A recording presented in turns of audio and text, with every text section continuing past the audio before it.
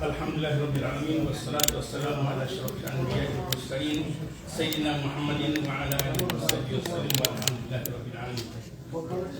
Kita bersyukur kehadirat Ilahi Rabbi, kita telah diberikan kesehatan untuk dapat kumpul bersama di sini salat Isya dan salat tarawih bersama. Dalam hal ini saya tidak akan lama, mungkin hanya sekitar 56 menit menyampaikan beberapa hal yang saya anggap perlu di sini.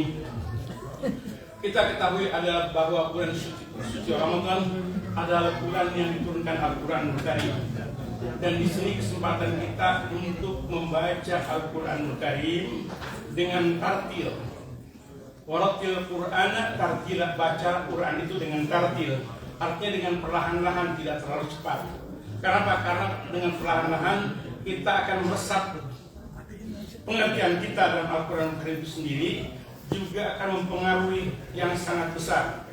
Seperti apa yang disampaikan dalam ayat berikutnya dalam surat Al-Muzammil, Inna nasyiatal laili hiya asyaddu wat'aw wa aqwamu qila, yang artinya sesungguhnya di waktu malam adalah lebih tepat untuk khusyuk dan baca di waktu itu lebih berkesan. Jadi kalau kita hadapi bahwa Al-Quran dalam suatu mujizat, kita baca dengan tartil, kita pahami akan maknanya, kemudian kita renungkan. Dan apabila ada ayat-ayat yang berkenaan dengan azab, hukuman ataupun siksaan di neraka, kita berlindung dari Allah Subhanahu wa taala dengan berdoa di situ. Artinya kita hendaklah harus proaktif. Kita baca tapi kita memahami, kemudian kita respon.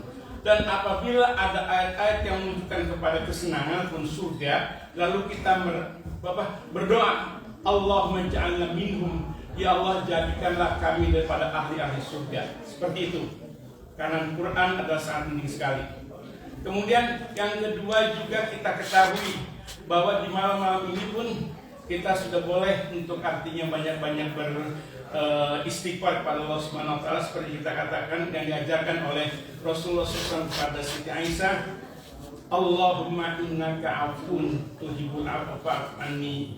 Allahumma innaka afun tuhibbul afwa fa'fu anni. Artinya kita mohon kepada Allah agar Allah menghapuskan ataupun membebaskan daripada segala dosa-dosa kita yang pernah kita lakukan. Yang ketiga juga kita ketahui bahwa Al-Quranul Karim banyak perintah-perintah seperti itu kita jalankan, dan kita sibuk dengan ibadat baik zikir, baca Quran dan lain sebagainya. Di segi lain keberhasilan seorang dikatakan berhasil dia dalam menatapi Ramadan dengan penuh, dia juga ada pengaruh dalam pergaulan sehari-hari, terutama yang saya kemarin katakan hubungan antara suami dengan istri, pasangan, seperti kayak begitu. Dan di situ juga Quran juga menerangkan, dan Allah juga yang menyebutkan sekali, di malam hari kamu boleh berhubungan, tapi nggak boleh di siang hari, itu sudah paham. Di bulan hari, jadi bukan hanya sekedar sibuk saja ngaji baca Quran, tapi hendaklah juga kamu kunjungi istri-istri kamu, seperti bapak-bapak yang disebutkan. Maksud saya jangan di siang hari, kalau di siang hari total dosa besar itu tidak boleh. Dan karena apa? Karena ini ada salah satu hadis Nabi yang menjelaskan, wa fi bud'i ahadikum shadaqah. Wa fi bud'i ahadikum shadaqah. Artinya ketika kamu bergauli istri, itu pun merupakan sedekah kamu dengan istri. Jadi jangan mentang kita sibuk dengan ngaji Quran, istri kita cuekin, istilah Jakarta bilang. Kita masa bodoh, tidak boleh. Quran pun menganjurkan juga, justru di sini saat-saatnya hubungan intim itu lebih diperkerat. Lain halnya pada hari-hari yang ke-10, artinya hari-hari yang terakhir. Rasulullah SAW dalam hari-hari yang terakhir justru difokuskan adalah di itikaf. Di itikaf 10 hari, dan kalau kita itikaf di masjid, kita tidak boleh kalau misalkan kita pulang ada dipakai untuk apa di malam hari, jangan coba-coba deketin istri pada waktu itu, karena itu larangan total. Walaupun itu malam hari ya, kita kalau kita sudah itikaf di sini 10 hari, kita bikin komitmen, kemudian kita pulang, jangan coba-coba deketin istri. Oh, gitu Pak. Saya mengatakan Quran yang mengatakan, karena kalau kita berarti kita berdosa. Kita tidak melanggar daripada Al-Quranul Karim. Itu hal-hal yang penting sekali. Dan juga saya katakan bahwa ketika kita sholat tarawih, tentunya sholat tarawih ini sangat singkat sekali kalau diperhatikan. Biasanya itu para sahabat Nabi itu baca bisa satu malam beberapa juz. Kita hanya satu juz aja pun beberapa hari. Apalagi ini surat Al-Baqarah isinya 286, tapi dibacanya itu sama kita hanya baru separuhnya. Bahkan kita sudah 3 hari. Nah itu harus kita betul-betul kita perhatikan. Dan kita ketahui juga hal-hal yang sunnah yang lain.